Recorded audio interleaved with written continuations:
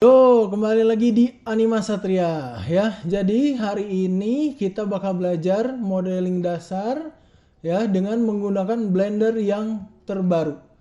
Blender 2.8 ya. Sebelumnya saya sudah bikin tutorial di 2.7 dan sekarang saya mau bikin lagi di 2.8 karena mengikuti zaman ya. Nah, hari ini kita bakal belajar dasar-dasar dari software Blender ini. Gimana caranya? Pertama ya, yang perlu kamu ketahui di Blender 2.8 ini ada beberapa perbedaan dari 2.7 ya.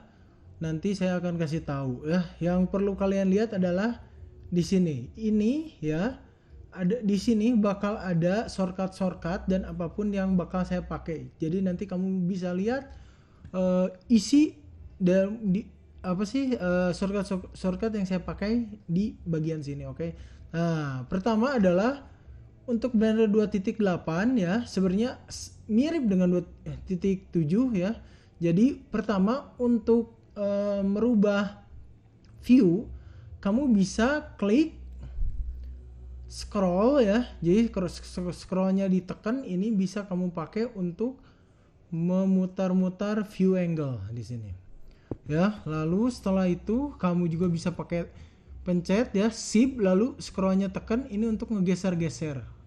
Jadi seperti grab gitu, grab tool. Lalu di sini juga ada shortcut ya. Misalnya kalau kamu bisa lihat shortcutnya untuk melihat view ini, kamu bisa pakai 137. Ini untuk front, ini untuk right, ini untuk ortho. Di sini ada ya numpad 7 1. Nah, lalu untuk nomor 5 ini adalah namanya membuat mode view-nya jadi ortografik.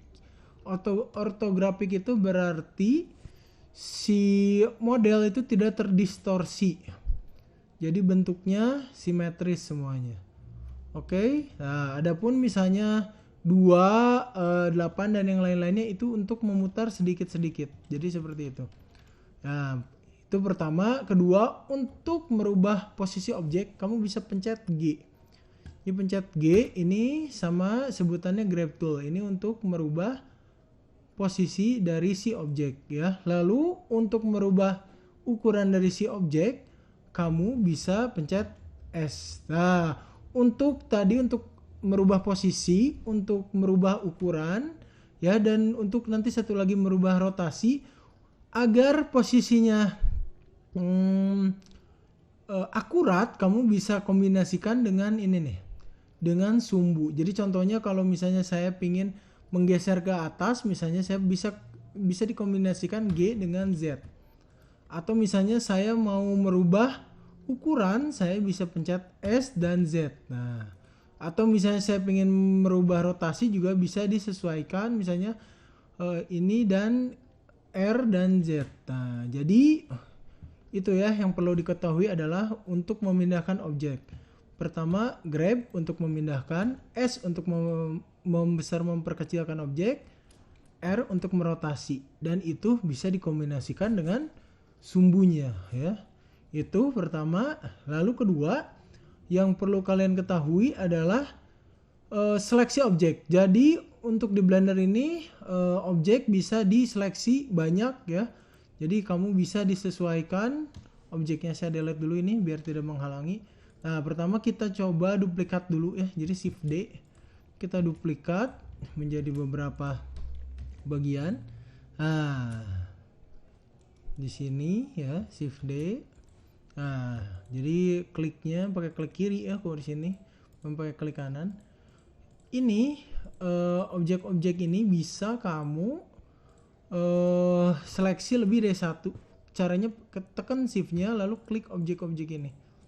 Itu ya. Tapi kalau misalnya objeknya sangat banyak ya, kamu bisa gunakan misalnya pencet B, seleksi semuanya. Nah, lalu kamu pencet G atau pencet S, terserah ya. Jadi seperti itu adalah basic dari si Blender. Lalu saya delete ya, itu semua objeknya. Lalu untuk membuat objek baru, kamu bisa pakai yang namanya shortcut shift A. Di sini ada macam-macam, kamu mau masukin apa ya. Cuman karena kita ini basic, jadi saya mau masukin cube lagi. Nah, sekarang kita masuk ke manipulasi si ini ya, si objek ini. kotak ini. Jadi untuk memanipulasi objek ini agar menjadi bentuk tertentu, kamu harus merubahnya menjadi edit mode. Nah, untuk shortcut ke edit mode, kamu bisa langsung aja pencet tab di sini. Nah, ini ada shortcut ke edit mode. Nah, adapun misalnya di shortcut ini ya, kamu bisa menyeleksi beberapa bagian ya. Pertama vertex, lalu yang kedua adalah edge. Vertex itu untuk garis ya. Lalu edge itu vertex itu untuk titik. Di sini vertex untuk titik ya. Lalu edge untuk garis. Lalu yang terakhir surface. Nah, ini untuk permukaan. Nah, untuk shortcut ini kamu bisa pakai 1 2 3. 1 itu untuk titik shortcutnya ya. Lalu 2 itu untuk garis. Nah, lalu 3 untuk permukaan. Nah, jadi biar modelingnya lebih mudah. Itu perlu diketahui ya. Lalu berikutnya adalah yang bakal sering kepake adalah extrude ya. Extrude adalah menambah bagian sebuah objek. Objek ya. Jadi kita bakal nambah bagiannya, kita masuk ke 3 ya agar bisa seleksi permukaan. Lalu kamu bisa pencet E. Nah, ini adalah extrude. Lalu yang perlu kamu ketahui adalah untuk membuat si permukaan menjadi landai ya. Kamu bisa seleksi misalnya di H2, klik di sini, lalu bisa Ctrl B.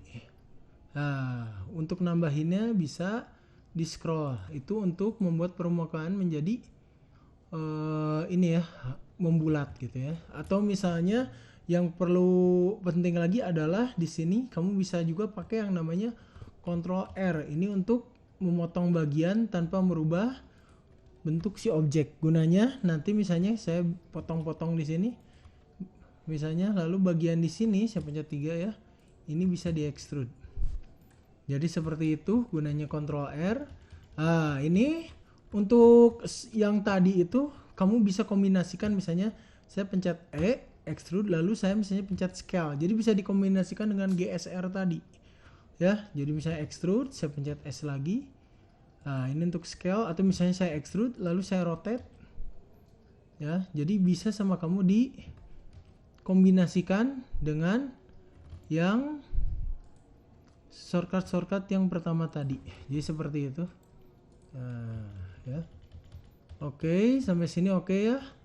Nah, jadi seperti itu adalah dasar-dasar dari pembuatan dari Blender. Lalu yang perlu kamu ketahui ada lagi yang baru yang namanya inset. Nah, inset ini adalah gunanya adalah untuk mengekstrud beberapa bagian secara bersamaan. Contohnya saya mau membagi kotak ini jadi 4. Nah, seperti ini. Misalnya saya mau extrude yang ini, saya mau bikin lebih kecil. Kamu bisa pencet I. Ini gunanya inset. Nah, lihat. Jadi ini bisa membuat kedalaman sebuah objek ya. Nah, lalu di sini kalau sudah segini, kamu bisa pencet inset 2 kali. Nah, ini jadi lebih kecil seperti ini. Nah, jadi kamu kalau misalnya pengen membuat sebuah objek yang kedalamannya sama atau yang stylenya sama di beberapa bagian, kamu bisa pakai yang namanya inset. Nah, itu berikut adalah basic-basic dari Blender ya. Silakan kalian pelajari dan kita ketemu lagi ke depannya, di mana ke depannya kita bakal belajar mengenai membuat objek dengan tekstur yang membulat ya. Jadi kalau ini kan objeknya solid ya, kuat. Kalau nanti kita bakal bikin objek yang terlihat empuk gitu, oke. Nah, sekian tutorial ini dan sampai ketemu lagi. Oke, bye.